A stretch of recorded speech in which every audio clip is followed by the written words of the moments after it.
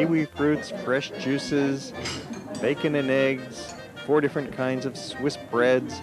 The Swiss have incredible bread. It's probably the best in the world. German bread is quite similar. It's dark and heavy, or you can get white bread if you wish to, or croissants or rolls of all sorts. Properly fortified, we head out for our big day. We're buying train tickets. We're heading outside of town for a day trip that will take us to the top of Mount Titlis. And then when we get up to the top, you show this to order your lunch, and you hang on to this ticket because this will get you home also. So this one ticket does everything. So there's 2 machines for validating. Put it in and pull it out. Validating our tickets on the very efficient Swiss train system. They really put things together for you here. It makes it very easy for the tourists to get around in this country. You'll find that right in the train station, there is a very helpful tourist information office, and there you can make reservations on the train. You can also make reservations on the special outings that combine railroad with the cable car lift with the restaurant at the top of the mountain. And you can purchase all of that together in one ticket, which in this case costs about $85, which is good for the entire day, and it's really well worth it, as you'll see, on this enjoyable journey that we're undertaking. The scenery is picture book perfect as you go past the chalets with their steep roofs. This little train, it's not a big air-conditioned high-speed train. It goes up some rather steep hills, and it brings you up to Engelberg. It takes just over an hour to get from Lucerne to Engelberg. And the going does get steep at times, and other times you're on the flat farmlands in the valley bottom. And you'll see the farmers out working. In this case, they're harvesting their silage, food supplies for their animals for the winter.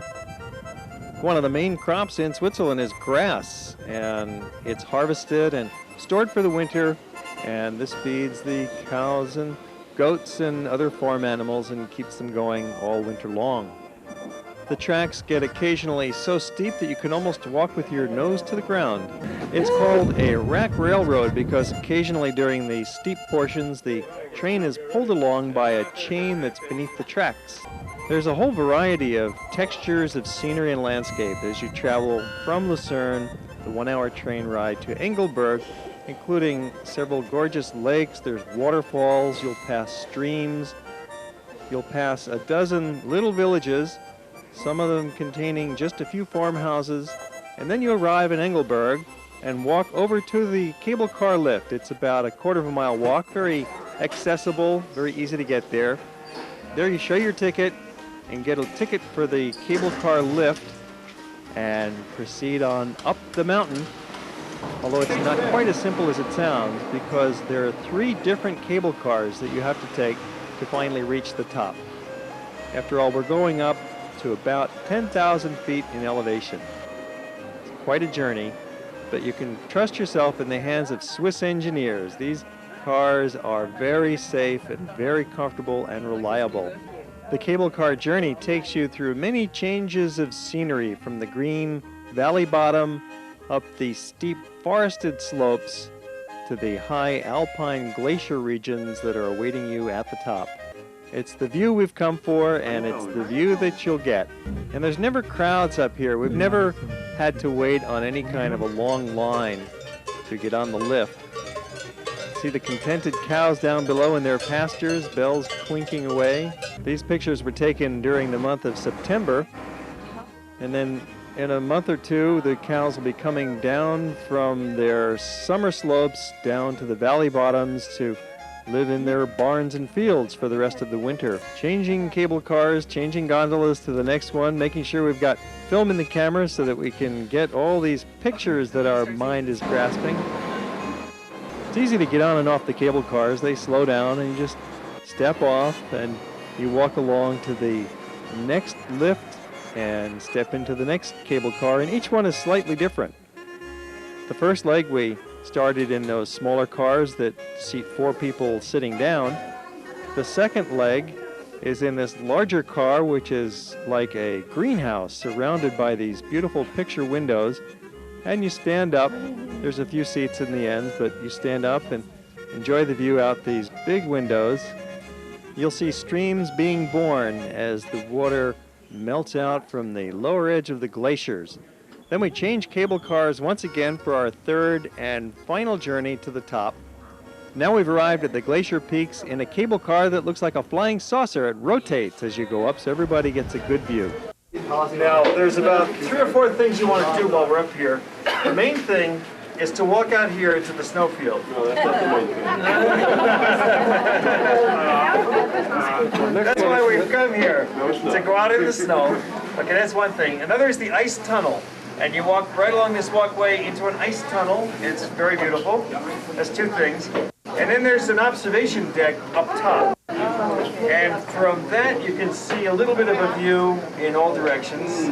And then the 4th thing is to eat. Sausage. The food is quite tasty, and they give you plenty of it. Oh boy. It all comes together as part of your package ticket that includes the train and the cable car and lunch. The Swiss have this kind of arrangement at many of their mountain peaks, such as the Jungfrau and up on Mount Rigi and Mount Pilatus. It's a similar kind of arrangement, and it's always a good deal.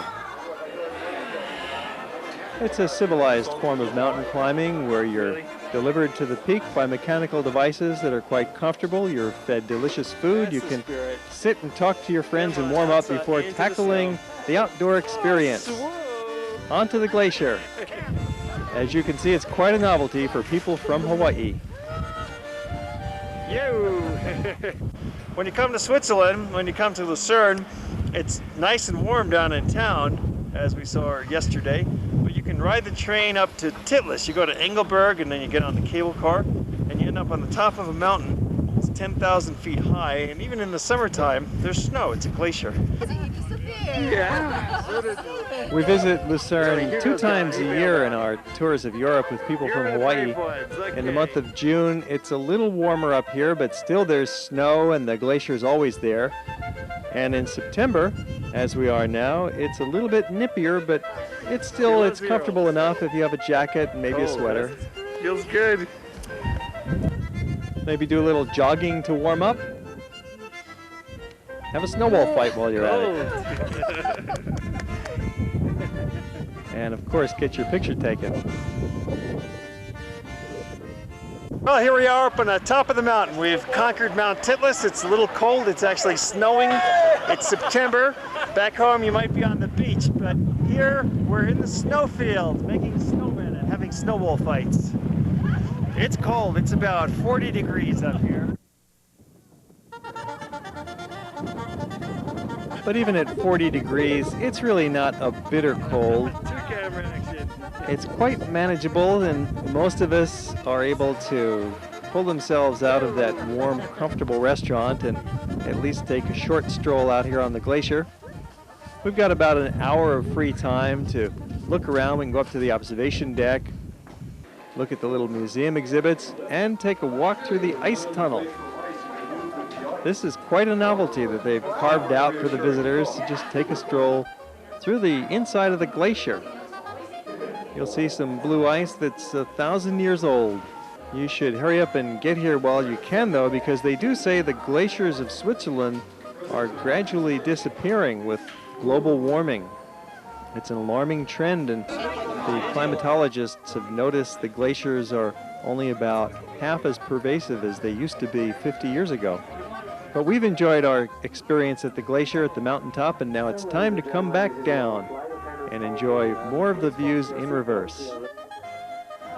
These cable cars go with the precision of a fine Swiss watch, running on time, running safe and secure, and as you change from one cable car to the next, there's only a wait of a few minutes, and then you're on your way again.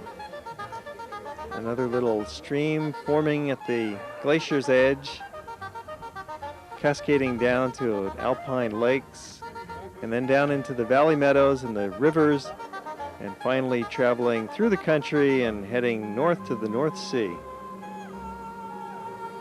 Just getting below the glacier levels now, welcomed by the sight of these craggy alpine peaks, and quite happy that we don't have to walk up or down these mountains, but enjoy the convenience of modern technology, Swiss style, from one cable car to the next. Surely your sensation in viewing these pictures must be one of enjoyment and anticipation of the day that you too will get to the Alpine peaks. And if you've been there before, the thorough satisfaction and enjoyment of remembering what it was like. When you consider how high and attractive these mountains are, and this chain of so many of them strung together, you get a satisfaction that there are some truly great sights to be seen on the planet. We need to keep on traveling and find these wonders wherever we can. And certainly here in the heart of Switzerland, you'll find some of the best. And then all of a sudden, in the middle of the rocks, we saw a family of mountain goats. The Alps will constantly surprise you as the terrain is ever changing. And we're ever changing cable cars, it seems. We're on our third and final link now. The big wheels keep turning like the mechanism of a fine watch. Well, this is like an adventure. It's not at all dangerous or strenuous, but it's adventurous nonetheless as we continue along, and suddenly we're airborne, hovering 100 feet above the alpine slope. Haven't quite run out of film yet. We're still shooting. Still more gorgeous sights to be seen here. If you haven't made it yet to the Swiss Alps, you've got something to look forward to in life. There is a foot trail you could walk down if you wish. And in the wintertime, of course, you can ski. There's numerous ski slopes all over the Alps. Much more comfortable to go in the summer or the fall, the way we do with our trips with Hawaii Geographic Society. Enjoy the endless slopes of greenery. Getting down now, we have finally hit bottom. What a thrill. We've been up and down the mountain. It takes about an hour to get down. And then we walk from the foot of the cable car station back to the train. It's just a few minutes to walk over to the train station. Everything is totally coordinated here in Switzerland, thoroughly planned and organized. Engelberg here is a quaint village that sits at an elevation of 3,300 feet. And while the town might look old-fashioned, it's not really. Look at this public phone booth in the train station. They have a public fax machine that's attached to it. We haven't seen this yet in America, but there it is, just a regular phone booth, and you can send a fax if you wish. The Swiss are definitely at the forefront of modern technology and civilization, even though they've got it all cloaked in this beautiful old-fashioned facade. Back on the train, we're racing along with the cars here. You can drive to Engelberg as well as go by train. You can take a tour bus if you wish, but it's more comfortable going by train. It just seems relaxing, so relaxing. You can even take a nap at the end of your long day. And into the evening, we have lots of activities planned as we travel. And our trips are always open to the general public.